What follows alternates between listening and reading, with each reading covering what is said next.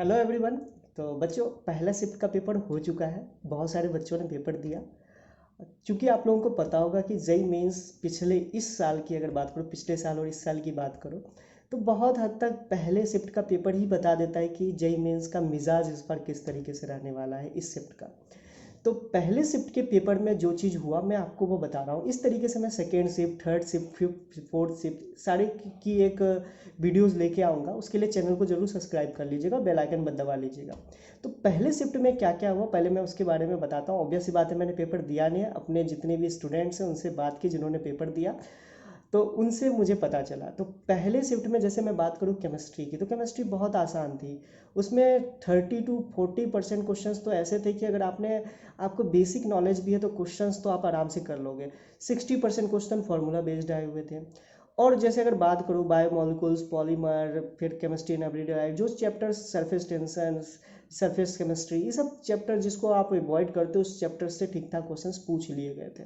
और होता ही है जेईई मेंस में, बोर्ड ओरिएंटेड क्वेश्चन ज़्यादा की पूछा जाता है। उसके बाद करूँ मैथ की, तो मैथ इस बार फिर से मतलब एक होता है ना, लगा डाला रे।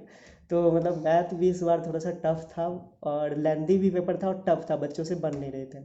अब ऑब्वियस सी बात है, मैं मैथ का टीचर हूँ नहीं हूँ, तो सिंपल सी बात है मैं उतना ज़्यादा उसके बारे में बोलूँगा नहीं। हाँ, अब जैसे मेरे फेवरेट पार्ट जैसे फिजिक्स, जिसको मैं आप लोगों को पढ़ाता हूँ, उसके बारे में मैंने डिटेल में एनालिसिस किया और लिख के लेके भी आया हूँ, उसके बारे में बताता हूँ। जैसे एक क्वेश्चन आया था यूनिट एंड डायमेंशन का, यूनिट एंड डायमेंशन का क्वेश्चन आया था, इक्वेशन दिया हुआ था, उससे रिलेटेड आपको पूछा जाता है dimensional formula, S is equal to something था, और उसके बाद उससे डायमेंशनल फार्मूला आपको पूछा जाता। बहुत आसान क्वेश्चन था, बेसिक। उसके बाद अगर बात करूँ लॉज ऑफ मोशन का एक क्वेश्चन था, वो भी बहुत ज़्यादा डिफिकल्ट नहीं था, आसान ही था। कोलिजन का एक क्वेश्चन आया हुआ था। उसके बाद रोटेशन मोशन का एक क्वेश्चन आया हुआ था। उसके बाद अगर बात करूँ properties of matter, surface tension से एक रिलेटेड क्वेश्चन आया हुआ था, जो कि प्रीवियस ईयर में भी उस तरह के क्वेश्चंस आ चुके हैं। मतलब ये मान करो कि फरवरी और मार्च अटेम्प्ट में इस तरह के क्वेश्चंस आए हुए थे। अब एसी की बात करें तो एसी से दो दो क्वेश्चंस आए हुए थे। जैसे आपको पता होगा कि पिछले साल एसी से अच्छे अच्छे खासे क्वेश्चंस पूछे गए थे, इस साल भी इसी तरह के क्वेश्चंस पूछे जाए। जैसे आपको एसी में कुछ आता हो या नहीं आता हो, क्वालिटी फैक्टर क्या होता है, ठीक है, इस तरह के क्वेश्चंस, क्वालिटी फैक्टर क्या होता है, इस तरह के क्वेश्चंस आपको जरूर आना चाहिए। क्वालिटी फैक्टर कई बार पूछा गया है, ठीक है, तो उसको आप देख सकते हो। उसके अलावा ईएम वेव्स का अभी कुछ दिन पहले, 5 से 6 दिन पहले ही मैंने करवाया था। ईएम वेव्स में आपको पता होगा डिस्प्लेसमेंट करंट बहुत अच्छे से कराया था। डिस्प्लेसमेंट करंट के से ही रिलेटेड एक क्वेश्चन आया हुआ था, बहुत आसान क्वेश्चन था। मैंने आपको वीडियो में इम्फेसाइज करके बोला भी था कि डिस्प्लेसमेंट करंट को अच्छे से देखो। तो ईएम वेव्स का एक क्वेश्चन आ गया था। कम्युनिकेशन सिस्टम का एक क्वेश्चन आया था, भाई देखो कल कराया आज आ गया। तो कम्युनिकेशन सिस्टम का भी बहुत आसान क्वेश्चन आया हुआ था। उसके बाद सेमीकंडक्टर का एक जीनर डायोड से क्वेश्चन आ गया था। जीनर डायोड आपको पता ही होगा कि जीनर डायोड जहाँ लगा है, जीनर डायोड के अक्रॉस पोटेंशियल डिफरेंस चेंज नहीं होने वाला। तो इस तरह के बेसिक क्वेश्चंस आए थे। अगर आप प्रीवियस ईयर के क्वेश्चंस करके भी गए होंगे तो आराम से कर लोगे जीनर डायोड के क्वेश्चंस। इसके अलावा आया था रेडियो एक्टिविटी का, चेन रिएक्शन से रिलेटेड क्वेश्चंस था। थर्मोडायनेमिक्स का वो हीट इंजन का एफिशिएंसी से रिलेटेड क्वेश्चंस था। ईएमआई और मैग्नेटिज्म का एक ग्राफ से रिलेटेड क्वेश्चन आया था, ईजी था। साउंड वेव अभी कुछ दिन पहले ही कराया था, साउंड वेव से भी एक क्वेश्चन आया हुआ था। टाइम पीरियड और मैग्नेटिज्म का एक एसएचएम और मैग्नेटिज्म को मिक्स करा के एक क्वेश्चन आया हुआ था। उसके अलावा करंट का बहुत ही बेसिक क्वेश्चन आया हुआ था। उसके बाद केटीजी का बहुत आसान क्वेश्चन आया था, आरएमएस वेलोसिटी के बारे में पूछा था, और उसमें आपका गैसेस का मास दे रखा था। सिंपल सी बात है, आपको उसका रिलेशन पता आता है। अगर रूट आरएमएस वेलोसिटी का अगर आपको फॉर्मूला पता है तो उससे आप डायरेक्टली कर सकते हो। उसके बाद रे ऑप्टिक्स का एक क्वेश्चन आया था, शायद आई थिंक इलेक्ट्रोस्टैटिक्स का एक या दो क्वेश्चन आया था। एलसीआर सर्किट का एक क्वेश्चन आया हुआ था। तो कुल मिला के पेपर बहुत ज़्यादा आसान था फिजिक्स का। अगर आप बेसिक आइडिया भी आपको पता है, बेसिक अगर फिजिक्स भी जानते हो, तो आराम से 50% क्वेश्चन तो आप आराम से कर सकते हो। 50% मतलब ये है 13 से 14 क्वेश्चन ऐसे से, मतलब 13 क्वेश्चन मान लो कि आप आराम से कर सकते हो, जिसमें कि बहुत ज़्यादा डिटेल नॉलेज की ज़रूरत नहीं है। 12 से 13 क्वेश्चन आराम से इस तरीके से कर सकते हो। हाँ, थोड़ा बहुत भी आता है, अगर उस चैप्टर में थोड़ा सा अच्छे से आता है तो फिर आराम से आप 4 से 5 क्वेश्चन और कर सकते थे।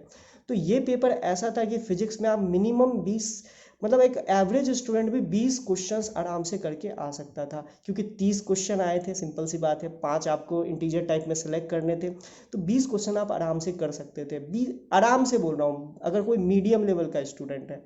अगर कोई किसी की फिजिक्स बहुत अच्छी है तो आराम से 23-24 तो क्वेश्चंस आराम से करके आ सकता था। मैं 25 में से 23-24 की बात कर रहा हूँ। तो देखो, इस पेपर को देखते हुए मेरा कुछ आप लोगों से सजेशन है। मैं आपको पहला तो सबसे पहले यही बोलूँगा कि देखो बेटा, हो सकता है कि अगले शिफ्ट में मैथ टफ आ जाए, इजी आ जाए, हो सकता है। तो इसलिए इस चीज़ से ये बात मत सोचिएगा कि मैथ टफ ही आने वाला है। पेपर को एक बार जज जरूर कीजिएगा कि मैथ केमिस्ट्री फिजिक्स को एक बार जरूर देख लीजिएगा कौन सा पार्ट टफ है। जो पार्ट आपको टफ लग रहा होगा तो ऑब्वियस सी बात है, उसे मूव ऑन भी करना पड़ता है। ऐसा नहीं कि अगर आपका मैथ बहुत फेवरेट सब्जेक्ट है और वो वही टफ आया तो उसी में लगे हुए हैं, नहीं, ऐसा नहीं करना। उसके बाद मैं आपको दूसरी बात बोलूँगा कि आप एटलीस्ट फरवरी और मार्च वाले अटैम्प्ट इस साल 2021 की बात कर रहा हूँ कि पेपर करके जाओ।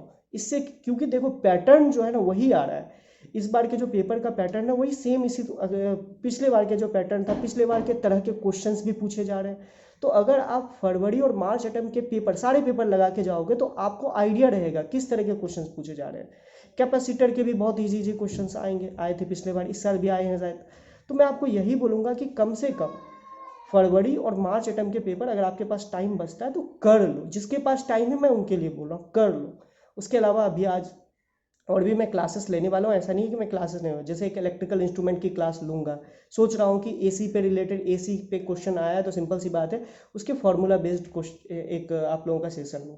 तो ठीक है बच्चों, इसी तरीके से पेपर में घबराना नहीं है। पेपर बहुत ज़्यादा आपका आसान आ रहा है, बस अच्छे से करना है। और वीडियो को लाइक करो और अपने दोस्तों के साथ ज़रूर शेयर करो। इसी तरीके से सेकेंड पेपर भी हो जाए, सारे बच्चों से बात कर लूँ, उसके बाद मैं आपको उस पेपर में क्या हुआ उसके बारे में